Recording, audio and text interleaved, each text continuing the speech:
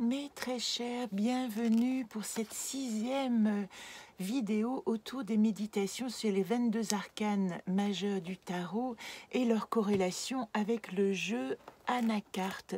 Entre autres le voyage immobile, puisque c'est celui qui est associé au tarot depuis le début de mon aventure autour de la symbolique. Donc nous avons ici à rencontrer l'amoureux. Après être passé hier par le gardien du seuil, nous en avons parlé longuement hier, le pape, le gardien du seuil, qui nous demandait de nous de connecter notre matière à notre divin. Alors si je reviens sur ce que nous avons exploré, vous voyez, le pape regarde le choix qu'il y a à faire. Le pape est le gardien du seuil pour nous faire rentrer dans une dimension où nous avons à faire un choix bien précis. Avant cela, ce que je veux juste vous montrer rapidement, c'est le chemin que nous avons parcouru. J'ai retourné exprès le mat qui est la lame 0 ou la lame 22. Dans ces enseignements, elle arrivera tout à la fin. Ce sera intéressant parce que ce mat, c'est nous qui parcourons ce jardin de la connaissance et nous n'avons pour le moment aucune définition. La définition, elle va intervenir tout au bout de notre parcours. Mais en attendant, qu'est-ce qui se passe? Le battleur, vous voyez, qui représente le pouvoir de la matière, le pouvoir de la volonté, l'incarnation et la magie de notre incarnation, eh bien c'est bien en arrière qu'il regarde vers ce mat pour moi et il lui dit « Ok, on peut partir avec tous nos outils. » Voilà pourquoi j'aime à mettre le mat, moi, en première place, même si sa définition interviendra au terme des 22 arcanes, avec le chiffre 22.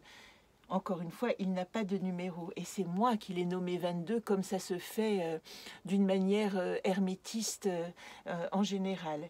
Le tarot Paul Grimaud, qui est beaucoup plus hermétiste. D'ailleurs, j'ai découvert que les 22 méditations étaient reliées au tarot Grimaud et non pas au tarot de Marseille, ni au tarot Camoin.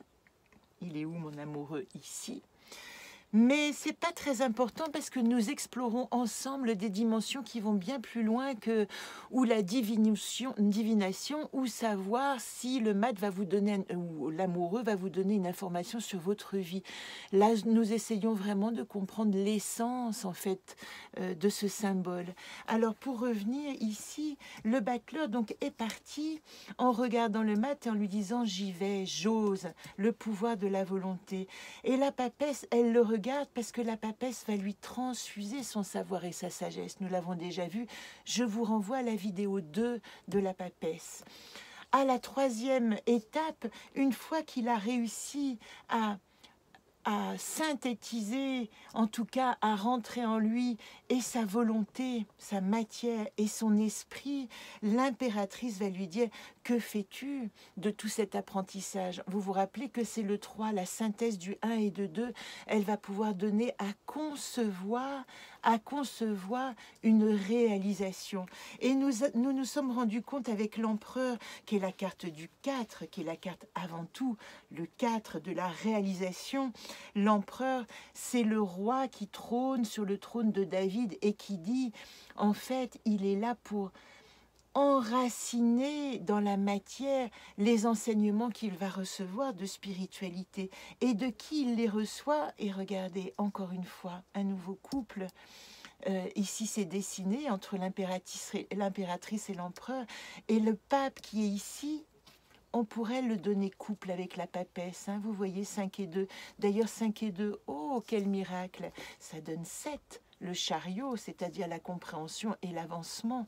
Mais en attendant, avant qu'il retrouve, on va dire, son couple initial ou son couple formel, il va se tourner vers le 6.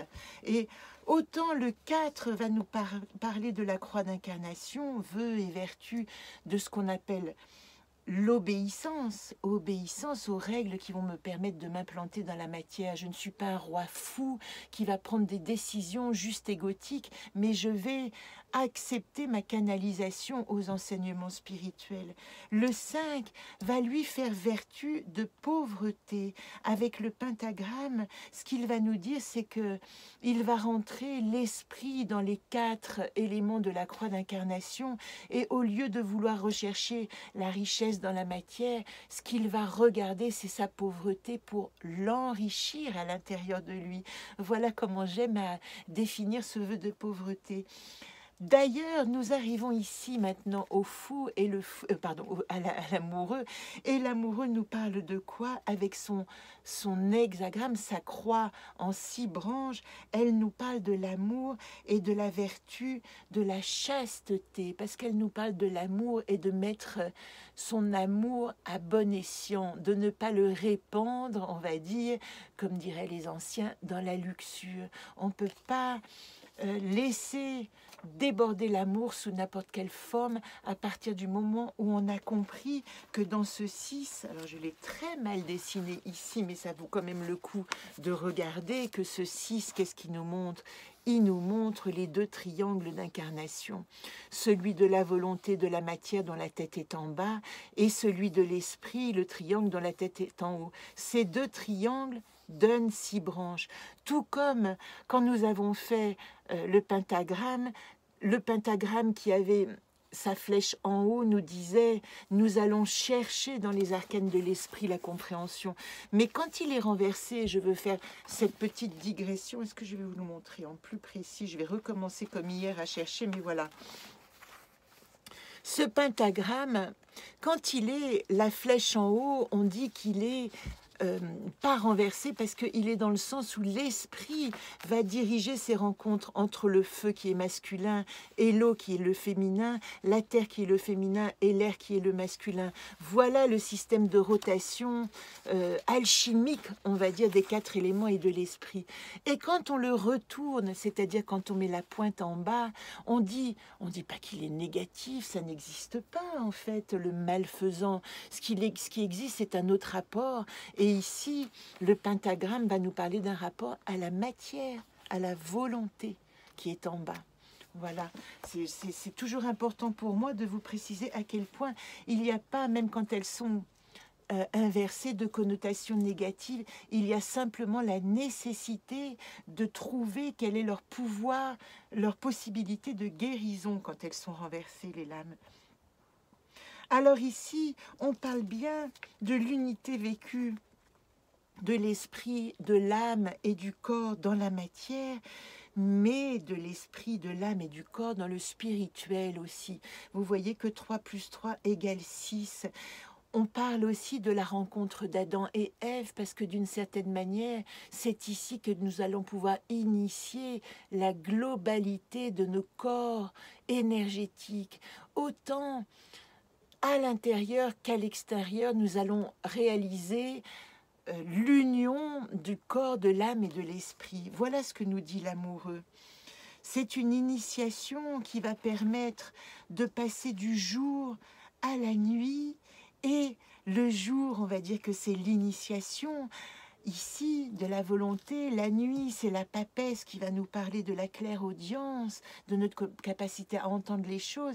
Les 3 plans existe le jour, les 3 plans existent la nuit, et ce qui arrive aussi, c'est que ces 2 plans, jour et nuit, se mélangent, et ça devient ce qu'on appelle l'extase de l'incarnation. Nous sommes incarnés dans la même dimension sur le plan humain que notre dimension spirituelle. Aimer avec la totalité de son être. Voilà à quoi se résume d'une certaine manière la carte de l'amoureux. Elle dit, vous voyez, je vous ai parlé il y a quelques jours de cette notion de la lune noire qui nous demande, j'aimais beaucoup cette idée, elle disait, en fait, la lune noire, quand elle arrive, elle propose 2 choix. D'un côté, tous les choix, et de l'autre côté, le bon choix. Et tous les choix, ils correspondent aussi à la notion que tout est illusion, au mythe de la caverne de Platon qui dirait « tout ce que tu regardes n'est qu'illusion », donc apprends à te détacher et ne pas faire des choix, mais élire subtilement toutes tes décisions en fonction de ce que tu souhaites, parce que quelque part, il n'y aurait pas de bon choix dans cette direction. La deuxième direction que nous propose l'amoureux, et c'est ça qui est extraordinaire, je précise que dans l'amoureux, il y a ces deux possibilités encore de faire tous les choix en pensant que la vie n'est qu'illusion, ou de faire le choix ultime, et c'est là qu'intervient le mot-clé de l'amour, à partir du moment où nous mettons de l'amour dans notre volonté d'incarnation de la matière, de l'amour dans notre rapport à notre spiritualité, de l'amour dans notre conceptualisation de comment nous allons prendre place, de l'amour dans la réception des enseignements qui vont nous permettre d'enrichir toute cette matière et tout ce chemin. Et pourquoi le pape regarde à droite? Parce que lui dit, ok, je suis le gardien là de l'enrichissement de ton parcours humain d'empereur. Donc, ici, gardien du seuil, tu vas faire le choix d'incarnation, mais moi je veillerai à ce que ton inspiration, à que ta spiritualité puisse nourrir ton incarnation. Qui me cherche me trouve. Voilà d'une certaine manière la phrase clé de l'amoureux. Quand vous tirez cette carte, elle dit, si je fais le bon choix de l'amour, qui me cherche me trouve. Et nous aurons rendez-vous demain. Vous voyez à quel point ce parcours est absolument transcendantal. Mais nous arrivons au 7 de l'incarnation karmique. Je vous parle souvent de ce que j'appelle les cycles de Saturne dans mon vocabulaire, qui parlent de comment nous évoluons avec l'aide de ces cycles de 7 ans en 7 ans pour nous réveiller sur tous nos plans de conscience. Je m'arrête ici. Je voulais juste vous préciser que comme le chariot est une lame, alors je vais pousser ça, est une lame debout, vous voyez qu'il est sorti debout, eh bien, il ne regarde nulle part. On dit que c'est une lame de face. À partir du moment où il n'est pas renversé, je ne mets pas de lame pour le guérir et je vais me contenter aujourd'hui de cette lame et de son association à Fémène dans l'anacarte. L'amoureux, la dimension de séduction dans la décision de choix. Qu'est-ce qui me fait choisir? Est-ce que je suis capable de sortir de la séduction pour rentrer dans toute la dimension profonde sur mes 3 plans de conscience de l'amour et semer ainsi la graine? Nous sommes ici, après le gardien du seuil, nous sommes entrés dans le jardin qui nous permet de semer cette graine et de dire « Je fais le choix d'être la fleur de mon jardin ». Demain, le chariot nous emportera sur toutes nos routes de réalisation. Merci pour vos retours, merci pour vos témoignages. N'hésitez pas, c'est très important pour moi dans cette période où, sur le plan de la matière, je peux vraiment vous dire que tout s'écroule. Sur le plan de l'information, je peux vous dire que tout s'augmente. Et sur le plan de l'âme, je peux vous dire que le voyage est chaotique et je le suis. Plus que, comme on dit, je gère derrière les propositions qui me sont faites en gardant dans mon cœur la nécessité d'être lié avant tout à l'amour. L'amour de ce que vous faites, l'amour de ce que vous êtes, l'amour de qui vous porte, l'amour d'où vous allez, l'amour dans toutes les dimensions. Voilà ma petite tête covidée qui vous embrasse de loin, au moins vous ne craignez rien. Et je vous tiens au courant demain pour les annulations d'expos, de rendez-vous. J'en suis bien triste, mais en même temps, je trouve que tout est juste dans ce ralentissement. C'est vrai, c'est la sagesse. Je vous embrasse.